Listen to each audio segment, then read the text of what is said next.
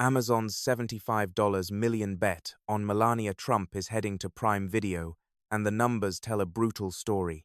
The most talked about documentary of 2026 is not getting rave reviews. It is not winning awards. And by Hollywood's definition of financial success, it is losing money at a staggering scale. Yet on March 9, Melania will begin streaming on Amazon Prime Video, and that, according to Amazon MGM Studios, was the plan all along. The documentary, directed by Ratner and released in theaters on the 30th of January 2026, chronicles the 20 days leading up to Donald Trump's second presidential inauguration on January 20, 2026. It offers what the studio describes as exclusive behind-the-scenes access to First Lady Melania Trump as she oversees inauguration preparations, manages the logistical complexity of moving her family back into the White House, and navigates the suffocating glare of global media attention. The film features footage of private meetings, internal conversations, and environments that have rarely, if ever, been seen by the public, presented not through the lens of a traditional drama, but as a hybrid documentary in which most participants, including the Trumps themselves, appear as themselves. The production cost Amazon MGM Studios $75 million in total. Of that sum, $40 million went toward licensing rights, which also included a docuseries deal, while the remaining $35 million was spent on marketing. Against that expenditure, the film earned approximately $7 million in its opening weekend, the strongest debut for a non-fiction feature in the past decade, surpassing Angel Studios' After Death, which opened to $5 million in 2023. Its total theatrical gross as of this writing stands at $16.6 million worldwide. The math is not forgiving. Despite the box office shortfall, the studio is not in crisis mode.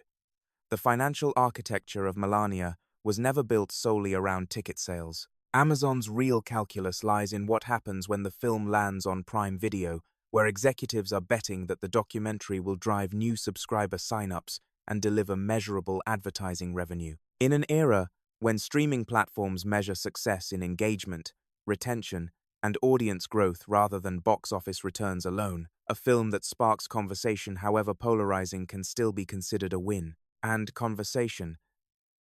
This film has produced in abundance. The critical reception has been almost uniformly savage. On Rotten Tomatoes, Melania holds an 11% approval rating among critics. Deadline's chief film critic Pete Hammond called the film butt-numbingly boring, reserving particular frustration for what he described as a glacially paced final act that forces viewers to sit through inauguration coverage they have already seen. Owen Gleiberman of Variety was equally merciless, describing the film as a cheeseball infomercial of staggering inertia that never comes alive, a portrait so airbrushed and stage-managed that it barely functions as documentary filmmaking at all. The Guardian's critic went further still, awarding the film 0 stars, a correction issued on the 2nd of February 2026, after a formatting error had initially appeared to give it one, and describing it as a gilded trash remake of The Zone of Interest, one of cinema's most harrowing explorations of complicity and moral blindness. The metaphor, pointed and deliberate, was not missed.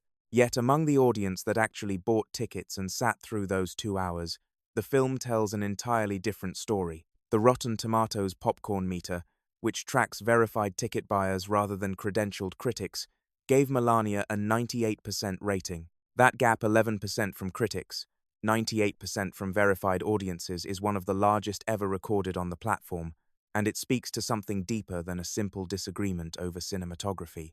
The film's primary demographic was older white women, an audience that felt seen by the documentary in ways that critics, overwhelmingly skeptical of its political subtext, did not. Ratner's return to directing is itself a story that overshadows nearly everything else about the production. The filmmaker, best known for directing the first 3 installments of the Rush Hour franchise, vanished from the industry in 2017 after multiple people accused him of rape and sexual misconduct. The accusations prompted Hollywood to cut ties with him across the board. Melania marks his first directorial credit since those allegations, a comeback facilitated, notably, by the Trump family and backed by one of the most powerful companies in the world. The film was produced alongside Fernando Suliquin, Mark Beckman, and Melania Trump herself, who served as executive producer. It was made in association with Muse Films, New Element Media, and Rat Pack Entertainment. The film itself, as critics have documented in painstaking detail, follows Melania through a world of fashion fittings, table settings, inaugural balls, and carefully choreographed public appearances. She discusses the color scheme for the inaugural celebration white and gold and reflects on her love of Michael Jackson and her devotion to her son Barron. Donald Trump appears periodically, bragging about his election victory and expressing irritation that his inauguration date conflicted with college football playoff broadcasts. "They probably did it on purpose," he says. The remark is presented without commentary. What the film does not do, according to virtually every critic who reviewed it, is ask hard questions, pursue difficult truths, or treat its subject with anything resembling journalistic distance. There are no probing interviews.